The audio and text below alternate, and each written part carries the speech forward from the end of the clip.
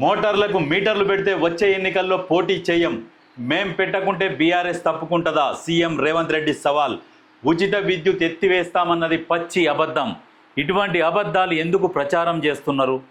కేటీఆర్, హరీష్ రావు మీకెంతసేపటికి ప్రభుత్వం మీద బురద జల్లాలి, రకరకాల ప్రయత్నాలు చేయాలన్న ఆలోచనతో ముందుకు పోతున్నారు. కానీ ఎక్కడ ప్రజలకు మేలు జరుగుతుంది, ఎక్కడ మేలు జరగాలి అనే దాని మీద కనీసం కొంచెం కూడా ఆలోచన లేకుండా ప్రవర్తిస్తున్నారు.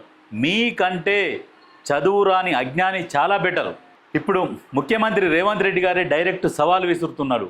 మేము ఎక్కడ కూడా మోటార్లకు మీటర్లు పెట్టాం, పెడితే పోటీ చేయము, దానికి మీరు అటువంటి సవాల్ని మీరు స్వీకరిస్తారా అంటుండు. నువ్వు లేనిపోని ఆరోపణలు చేసినావుగా, మోటార్లకు కూడా మీటర్లు పెడతారు, ఉచిత విద్యుత్ ఎత్తేస్తారని.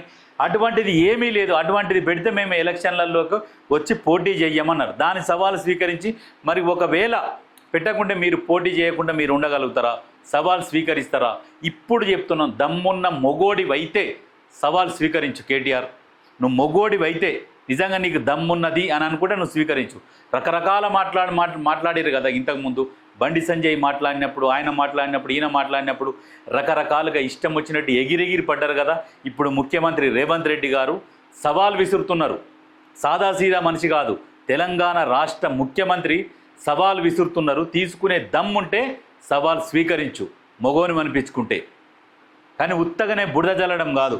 ఉచిత విద్యుత్ ఎవరెత్తేస్తారు? ఉచిత విద్యుత్ ఇచ్చిందే Congress party, YS Rajasekhara Reddy start చేసిండు.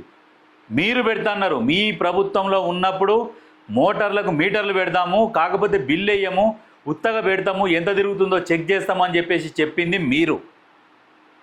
ఉచిత విద్యుత్ ఇచ్చింది కాంగ్రెస్ పార్టీ. ఒకసారి ఆలోచన చేసుకోవాలి ప్రజలారా. మీరు కూడా గతం మర్చిపోవద్దు. గతంలో ఎన్ని అరాచకాలు జరిగినాయి, ఏమేమి అరాచకాలు జరిగినాయి, ఇవన్నీ దృష్టిలో పెట్టుకొని ఒక్కసారి మీరు కూడా ఆలోచన చేస్తే బాగుంటుంది. ఈ ప్రతిపక్షాల ఈ తెలివి, వాళ్ళ పై ఎత్తుగడలు, ఎంతసేపటికి ప్రభుత్వాన్ని విమర్శించాలి, అబాసుపాలు చేయాలి, వీళ్ళు అభివృద్ధి చేస్తే మాకు భవిష్యత్తు ఉండదు అనే ఆలోచనతోని ఈ ప్రతిపక్షాలు ప్రవర్తిస్తున్న తీరుని ప్రజలు గమనించాలి.